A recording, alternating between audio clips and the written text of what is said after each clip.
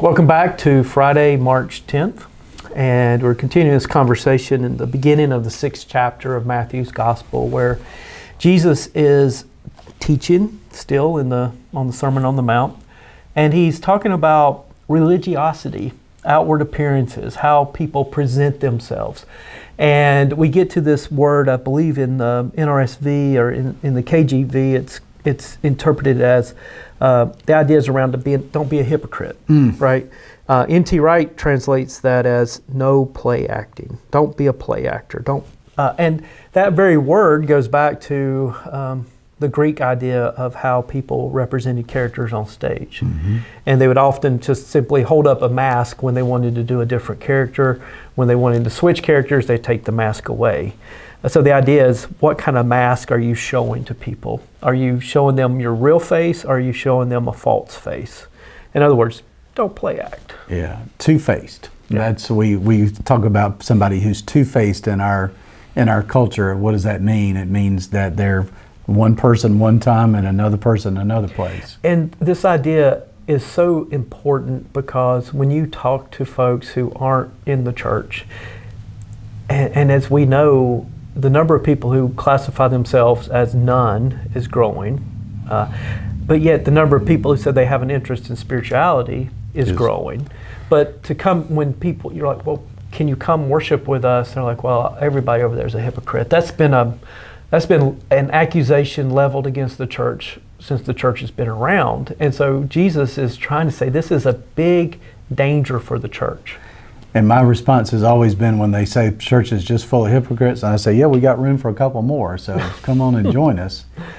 I was listening to an NPR production the other day and was talking about the deconstructing of the Christian faith and how it really does feel like the church is at, and we've said it before, a church is at one of those 500-year historical markers where there's a reformation going on.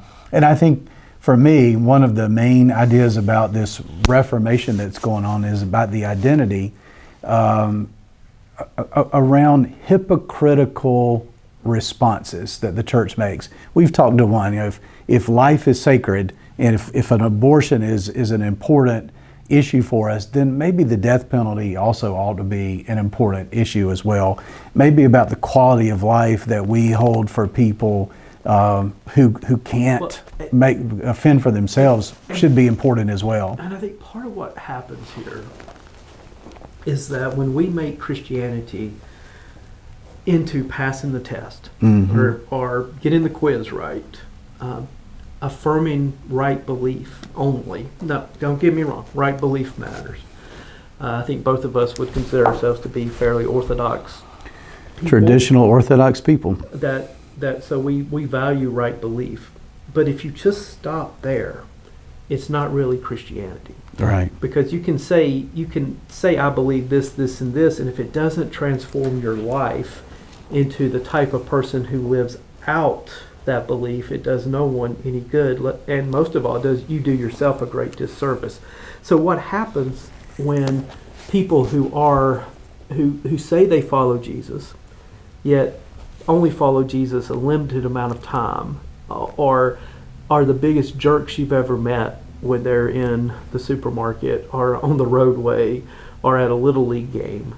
And now if that didn't step on some toes, I don't know what does. My daughter plays softball, and I'm hoping to get to a softball game this afternoon to watch her play. But some of the behavior I've seen, and some of that I've been tempted to engage in over the years at a little league game. I mean, when she was just tiny, the attitudes and the yelling and the screaming were really not what we want to model for our children. And that, and I wondered how many of us who are so upset about this are going to go to church tomorrow.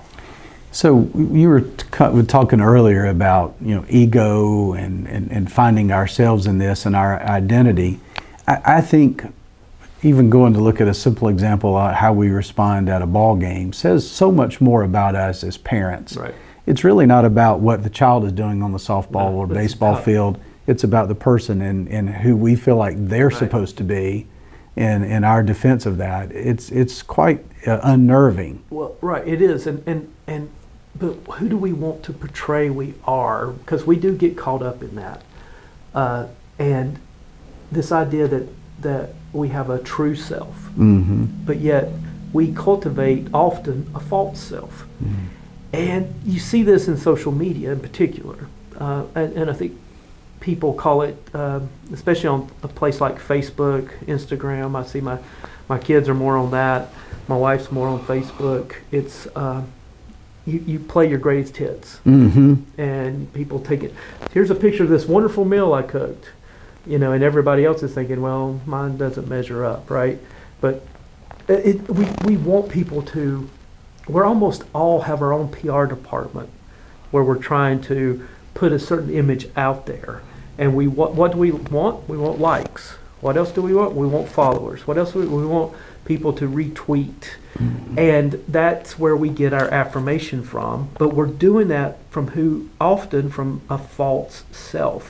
What Jesus is saying is bring your real self before God. And so many people struggle with prayer. How many people have ever told you, oh, please don't call me to pray, I can't pray? In my Disciple 1 class, we start off and I say, by the end of this, you're going to be praying out loud in front of the class. And they're like, oh, scared to death. No, I can't do that. Well, you can, and they learn to, but it's unnerving. And the prayers that are, I think as people who've spent many years praying in public, one of the things that gets me is I think I don't want people to listen to me pray. Right. I want them to take their prayers to God. And that's all it is, taking who you are to God, not with fancy language. You don't have to know any phrases. You don't have to have any big words. You don't have to say Jesus a certain number of times. You just have to say, this is what's going on. This is what I feel. Who you are at the heart of it. I know I'm rambling a little bit here, but it gets to me, why Jesus holds up a child as an example of what it looks like to come into the kingdom, right? Honesty, being who you are, authenticity. So one of the things that we'll talk a little bit about on Sunday at Huntersville United Methodist Church is an offering. Now, Jesus is really talking not about giving to the temple or to, in our present day, a church here. He's really talking more about giving to what we would know as charity, to help somebody outside the context of the church. But I think it can be generalized for us to note that anytime that we do something for self-aggrandizing, we're drawing attention to ourselves, and Jesus says, you've already gotten the reward for that. Right. That'll be the total reward. But Steve, what do you think Jesus is saying to us? What would be the result if we do the right thing for the right reason? What kind of reward should we expect from God? Internal transformation. Yeah. To become more, to have our likeness to look more like Jesus, to become authentically human. To grow in character. And there is a correlation. There's a reason that Jesus sequences these sayings. If you remember in the previous chapter, he said all these hard things. Love for enemies. Don't retaliate. Let your yes be yes and your no be no. He talks about anger. He talks about lust. All these things that we think of as external actions that are so hard to control. Well, he gets to the heart of it here. It's like, no, what you work on is what's internal. And then when that begins to be transformed, then those other things are a natural consequence of the internal. And I think we all can see it. We don't value intuition enough in our culture. But you know it when you encounter someone who is deeply settled in who they are, who is indeed shaped by the Spirit of God. It comes out of an inner being that's not easy to quantify. And it is recognizable, and it's also recognizable on the other side. When you see someone who is absolutely just trying to impress and just trying to make a name for themselves, and you kind of scratch your head and go, it doesn't take long to identify fragile egos. Right.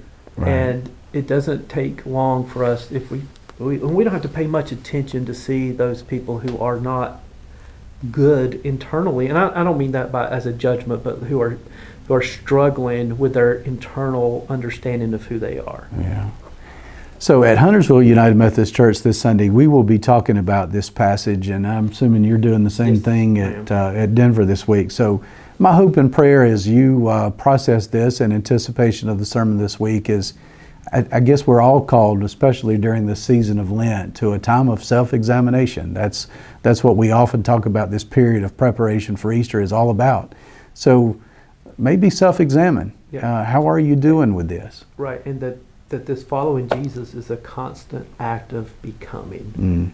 It is belief, but belief has to lead to becoming something that is new. And take the time to, I would encourage you after you watch this, take a few minutes, spend some time in prayer. Just take it straight to God and don't worry about any phrases or any big words. Just where are you and what do you want God to know and what do you want to share? So 8:30 and 10:30 at Huntersville on Sunday, our usual service times and usual services. At 8:15, 9, and 11 at Denver. Why don't you think about bringing a friend? We'd be delighted to welcome them. Good idea. Yeah. All right. Thanks for joining us. Thank you.